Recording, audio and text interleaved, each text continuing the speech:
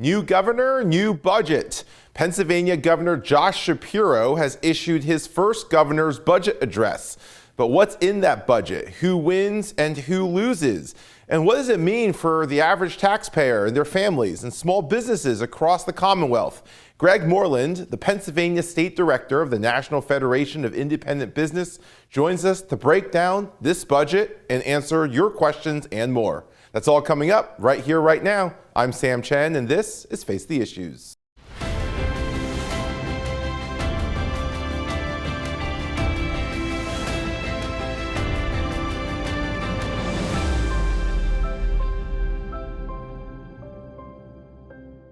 Good evening and welcome to Face the Issues. I'm Sam Chen. As is tradition, every year the governor of Pennsylvania gives the annual governor's budget address. This is the first time for newly minted Governor Josh Shapiro.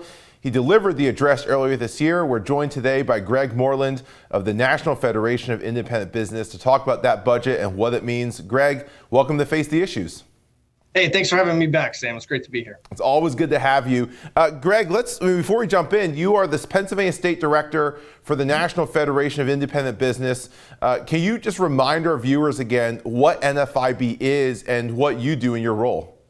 Sure. NFIB, National Federation of Independent Business. We're a nonprofit, nonpartisan organization solely focused on protecting the rights of small and independent business owners and ensuring that they have the ability to grow and operate their business free of obtrusive government interference. And so we have about 13,000 members all throughout the Commonwealth here. No publicly traded companies. These are purely, mom and pop shops, really. And so we're one of the only organizations. I've been doing it for 80 years and solely focused on small business and advocating on their behalf. Yeah. And you've also, you came out of the state Senate. You used to be a chief of staff. So this budget process is something that you're quite familiar with. It is. I was previously, policy advisor to Speaker Mike Turzai. I was chief of staff to Senator Dave Arnold, who unfortunately passed in January of 21, and then came over here to NFIB to be the state director for the last 2 years. And this is certainly a process that I'm very familiar with by now. Yeah, well, we appreciate your expertise on this. Let's talk about the governor's budget address. New governor, Josh Shapiro, not somebody who is foreign to the governor's office or even to the budget process, a former member of the assembly himself. Just overall, 30,000 foot level, what did you make of this address? I think we're moving in the right direction when compared to his predecessor, but I still think for small business, I still think it was a mixed bag in a way. Governor Shapiro doesn't seem to be the tax and spender that his predecessor kind of appeared to be. And so, we're hopeful on that. We're cautiously optimistic that, the next, 4 years or possibly 8 years, this is a governor that we could work with. I think that he has prioritized businesses and the economic development of the Commonwealth. And we saw that in his first 2 executive orders right out of the gate. And so those are good signs for the business community. Now, if we can just get the policy to back the words, I think that, the Commonwealth can move forward leaps and bounds. It takes that hard work of negotiating and coming up with policies that drive us forward rather than hinder us. Greg, you just said something that we're actually hearing from a lot of Republicans across the state, that this is a different, even though they're both Democrats, this is a somewhat different address than what we heard from Governor Wolf. I mean, we both remember that first governor's address from Governor Wolf back in 2015, where his budget got 0 votes from his own caucus. And the tone has been that this is different.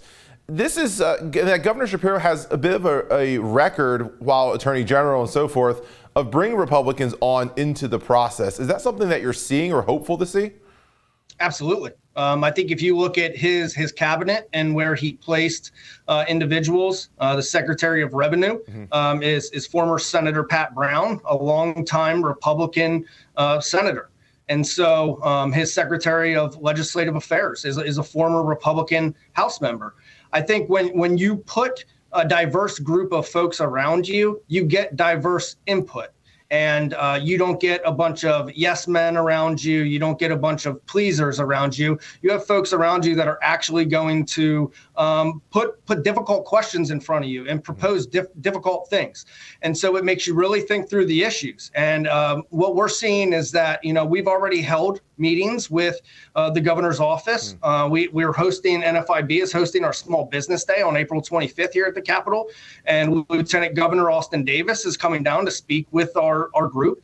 And so we never had the phone ring from the previous administration. And so I would say that it's a welcome sign. We've had some difficult discussions already in that, we're not always going to agree. Right. But that line of communication should always remain open. And, as we sit here right now in March of 2023, very early on in Governor Shapiro's tenure, I would say that he's doing a great job with outreach, and he's doing a good job in bringing other folks in that may not necessarily support every single thing that he has to say. And so we're moving in the right direction, I believe. Hey, Greg, what a great example, right? You say we're not always going to agree or come to the same conclusion, but keeping that line of communication, both from the governor's end, but also from your end of keeping that line of communication open. I just think that's sets such a great example for the public. Let's get into that budget. Let me ask you about this. I mean, this budget is being called somewhat, at least, bipartisan. And one of the big parts of this budget was small dollar workforce development initiatives. He has proposed millions of dollars to invest in that end, a $24.7 million tax credit. There's another proposal about state property tax and rent rebate programs for older adults to increase that amount. A number of programs that seem to be trying to help the middle class and trying to help small businesses. What have you seen in this that you think is promising and would be beneficial to the organizations that you represent? Sure. So I think first, his second executive order was on announcing the Office of Transformation and Opportunity.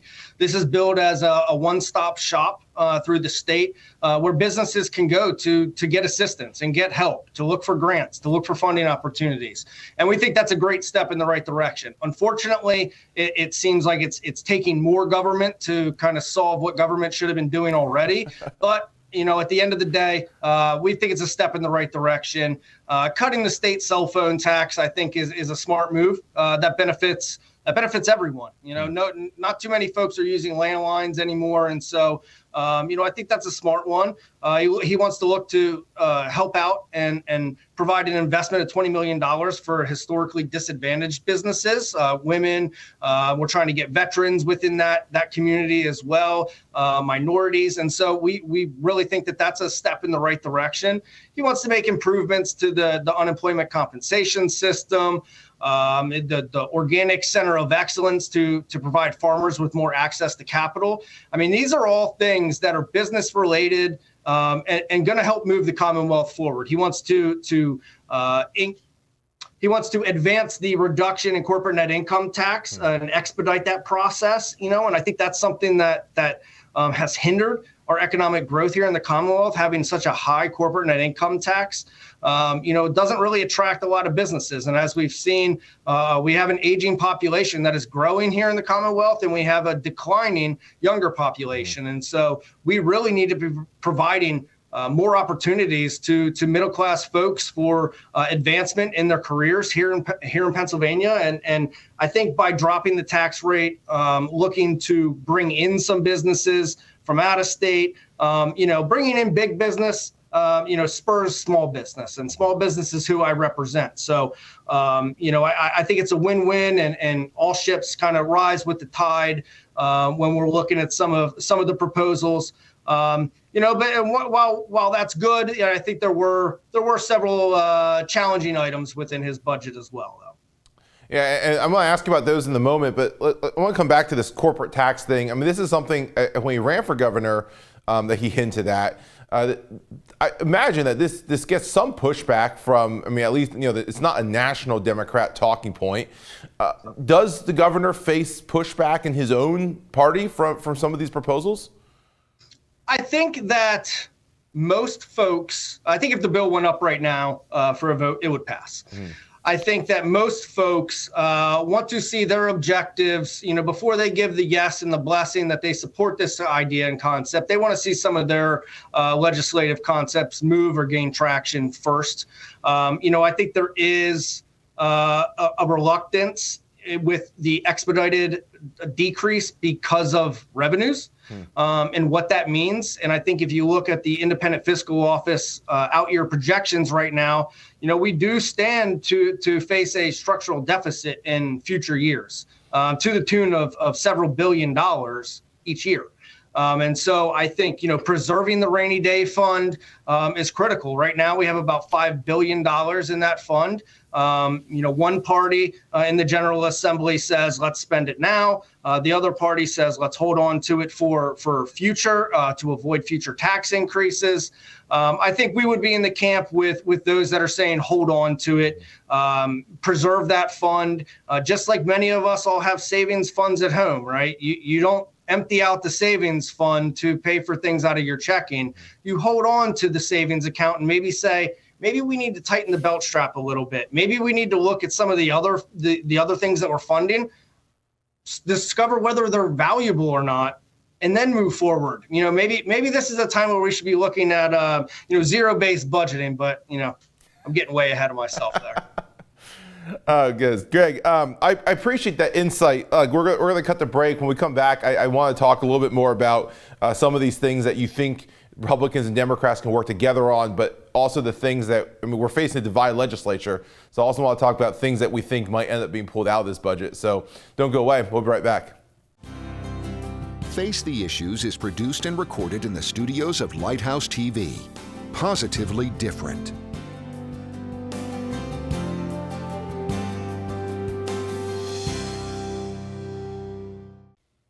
Welcome back to Face the Issues. My guest again is Greg Moreland from the Pennsylvania State Director of the National Federation of Independent Business. Greg, when we left off, we're talking about things that it seems like Republicans, Democrats agree on that can be shepherded through both chambers in the governor's budget. You mentioned that this is, while the same party, the governor's in the same party, it's a very different budget than what we've seen from the last administration.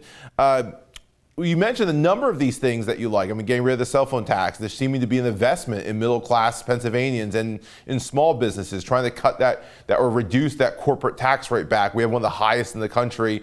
Things that the governor seems to be in touch with the state and with Pennsylvanians. You also mentioned, of course, there are things that you and your organization disagree with in this budget. What are the things that concern you that you've seen?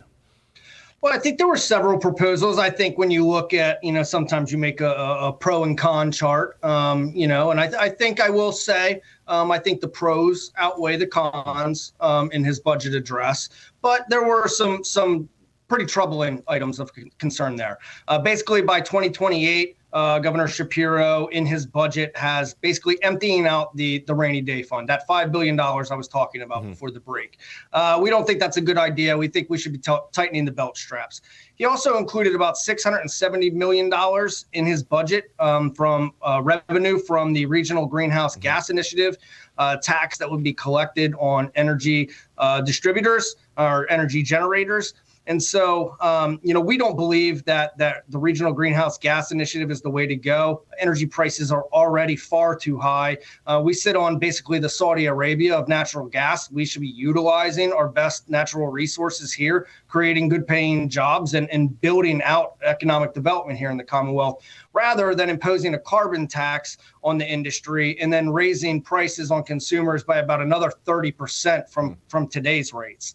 That might be the nail in the coffin for some energy intensive businesses such as manufacturing.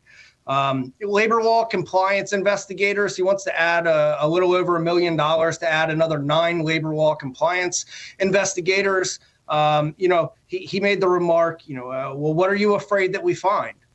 And we just fundamentally disagree on that approach of government. Government should be there to assist and help folks, not be the shadow behind them and ready to pop out at any minute and audit them. Even if a small business is found to be compliant, to go through that audit process, to go through any back forth discourse between the department, they're likely going to have to hire an attorney, right? And all of these things cost money. We don't believe that small business owners should be made out to be criminals.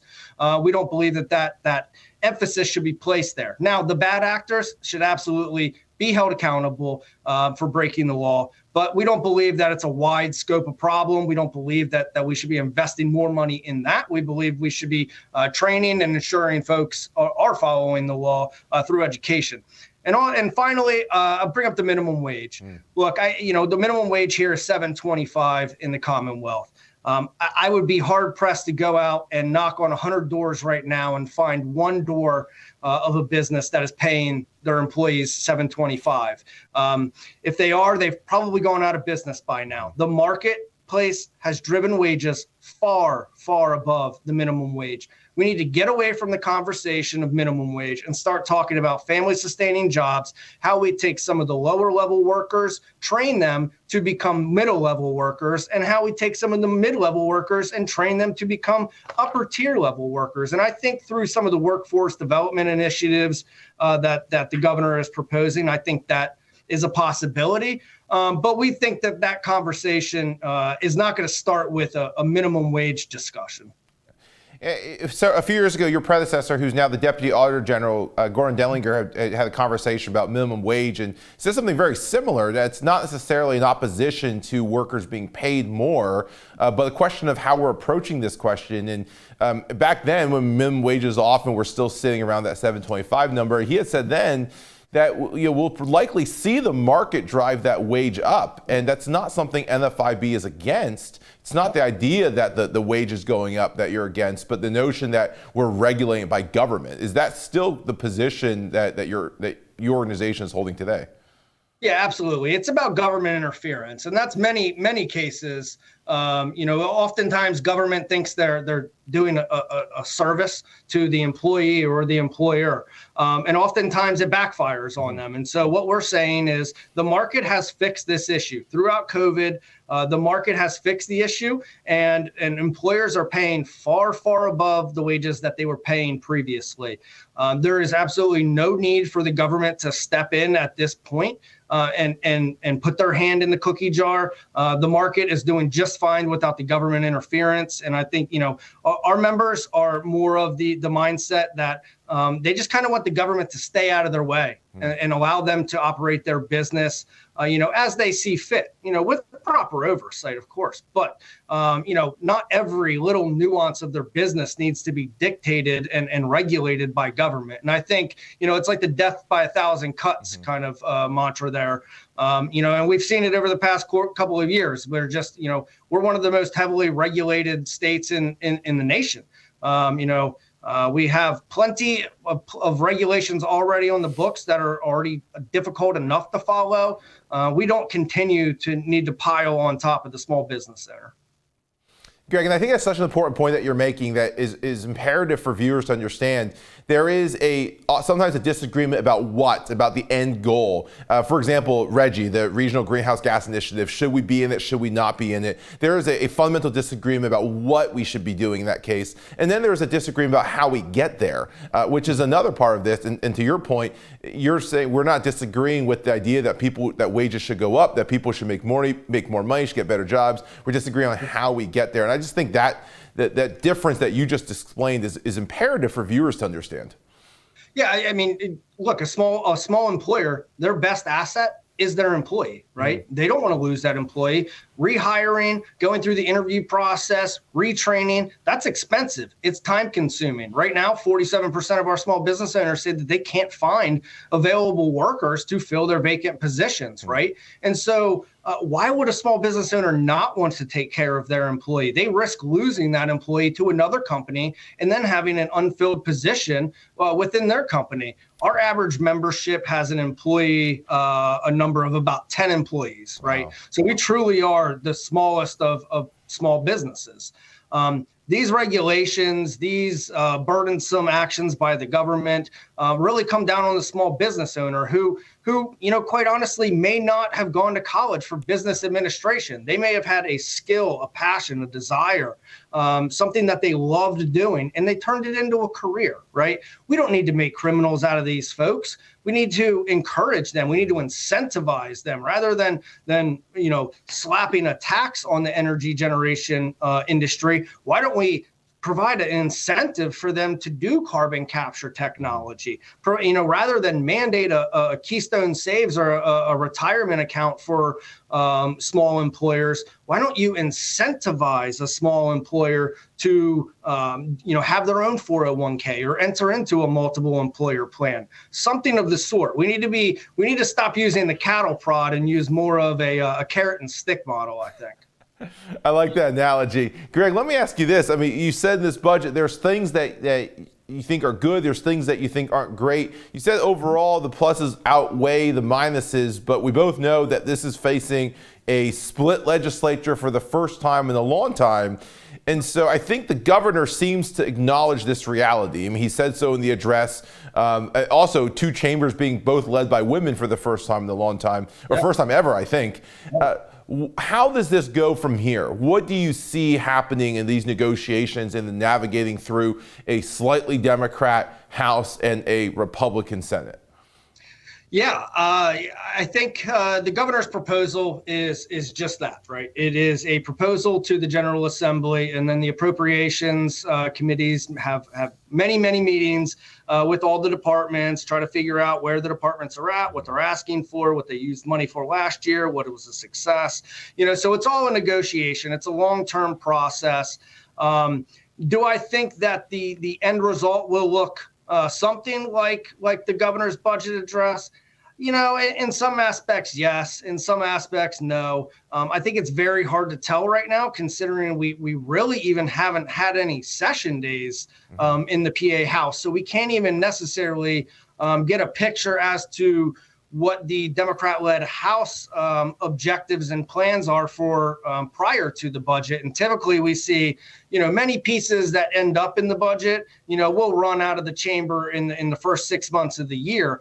But look, they're not coming back into session until late April, and the budget is due June 30th. That only leaves 2 months for committee meetings and bills to run out and informational meetings and a lot of that analysis to be done. So I think it's a long process. It's arduous. It's done for a reason. One party can't necessarily just, give it to the other party. And I think with one vote here in the House and only 3 in the Senate, and with a moderate Democrat governor, I think it's going to be a reasonable budget at the end of the day. I don't think any crazy proposals are going to be able to get through the General Assembly and get the support. And so, sometimes people are angry that their legislators aren't in town doing work. For me, on the other hand, no new laws are, right kind of where we want to be. So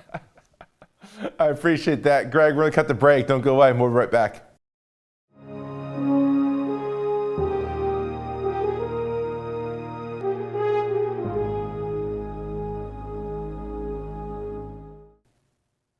Welcome back to Face the Issues. Greg, as we close out, I want to ask you, what is your advice for these small businesses, these members of the NFIB, as they kind of watch this budget debate go on, and the pluses and the minuses? What advice and suggestions do you give these small business owners? Great question, Sam. Get involved, really. At the end of the day, if you're sitting on the sidelines, you're not paying attention, and you're not fulfilling your constitutional obligation to vote. You're letting someone else decide the policies for you. So stay engaged in the process. Belong to an association like the NFIB.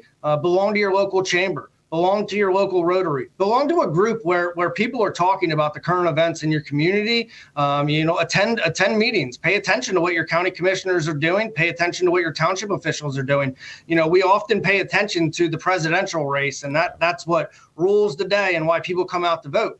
But what they don't understand is that your property taxes are not being raised by the president of the United States. They're being raised by your local governments, right? They're being raised by the school boards, right? It's very important to be involved in your local communities. And for our business owners, they're an active part of those communities. And so they have a vested interest and often live in those communities. And so it's critically important to belong to, an association or just be involved in the community. And for those interested, we do have our Small Business Day coming up on April 25th here at the Capitol. If you are a small business owner, please go to our website, nfib.com/Pennsylvania, and you can register right there.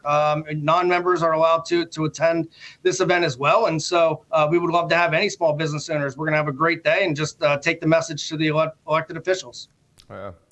Greg, you mentioned earlier that there is a June 30th deadline in Pennsylvania, and when we miss that deadline, as we have done many, many times in the past, the state does go into a shutdown. We've seen very, very long shutdowns well into Christmas time when we're still debating a budget. What happens if we miss that deadline, and how does this affect small businesses? Obviously affects state employees, but how should they weather that storm?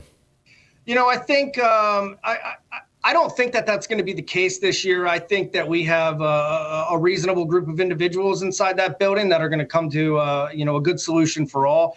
But if that does occur, we would expect that the appropriations staff would put forward a short-term budget to get through any stopgap that may occur. They did that over the COVID time frame to ensure that we were getting revenue projections relatively correct. And so, but really, cash on hand is key, right? Mm-hmm. Cash is king. And so ensuring that you have access to capital is one of the most important things that a small business owner can do. And making sure that you are being actively involved in your business and the day-to-day operations to ensure that you're staying well within your budget and hitting your objectives. That's great advice. Greg Moreland, thank you again for joining us. Thank you for all that you do for small businesses, and can't wait to have you back soon. Absolutely. Thank you for having me, Sam. Our pleasure. That is our show for tonight, and I want to thank Greg Moreland from the National Federation of Independent Business Pennsylvania chapter for joining us. Of course, thanks to each of you for tuning in. We hope to see you again right back here next week. My name is Sam Chen. On behalf of all of us here at Face the Issues, thank you and good night.